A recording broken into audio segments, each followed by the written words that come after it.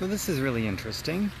I'm an Uber and Lyft driver, and all the money I make right off the bat goes towards my affordable housing project and two non-for-profits that I really like a lot. I take none for myself. But I gave a ride to somebody today. She was a dementia patient. I guess Alzheimer's is my best guess because she was really confused and didn't know anything.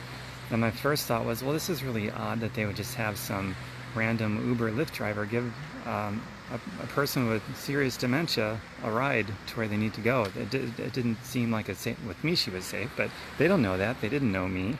So here's how it went down. I showed up and I call the person and I say, hey, I'm here. Just letting you know I'm here. I'm right outside. And someone says, yeah, I ordered it for somebody else. She has dementia.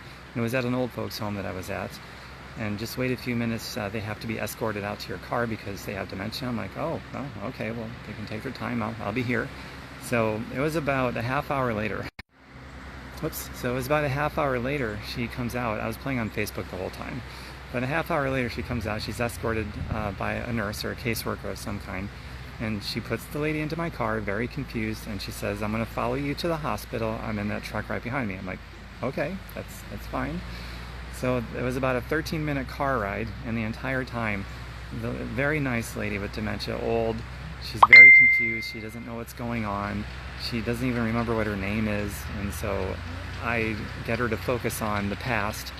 What little I know they can remember the past just fine, but forming new memories is difficult.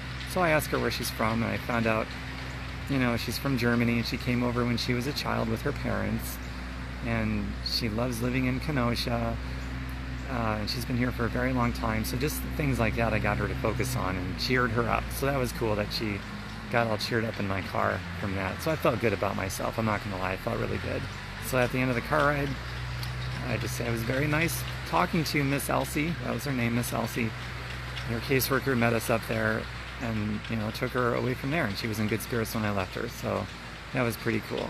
Happy I could do that, but at the same time really really concerned that this is how they get rides for people with serious dementia, where they don't even know their names, they don't know what's going on.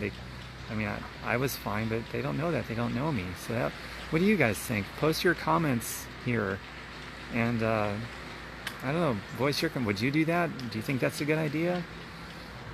I don't. But just post any comments that you want to. It's really, really odd.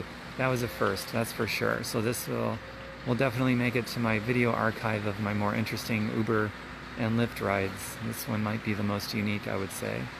So there you have it. And hello everybody. Kelly, Terry, Stacy, Radina, Sunny, Rebecca, Sandy, Adriana, Michelle, Sunny, October, Amber. I think I'm caught up. Very nice to see all of you. Good morning. And for those of you that are curious how I can do this and not take any money for myself, but shuttle it all to my affordable housing project and donate to two charities that I like to donate to, it's because I got involved in 2007. The girl I was dating at the time invited me into a home business op. I said yes, worked my ass off. It was hard work, but 2.5 years into it, I no longer need to take money from a job or any other thing I'm doing. I can just invest it. I can put it here, nonprofits, whatever I want to do. So it's all good. It's very good. And for those of you that want to open up your time so you can do whatever the hell you want with your life, feel free to private message me about that. I'm happy to show you what I've been doing. So everybody have a great day. And if you come across somebody with dementia, talk to them about their past, where they're from, their family. Unless, they had an abusive upbringing, I guess that could bring up old pains, but focus on things that they can remember that they're happy about. And that seemed to work very well. That was really my first experience with an interpersonal conversation with somebody with dementia. And it turned out pretty good. So hopefully she has a good rest of her day today. She probably doesn't remember it anymore, but at least for a moment she was in a very good mood. So that's pretty cool. Okay, bye everybody. Bye for now. Mwah.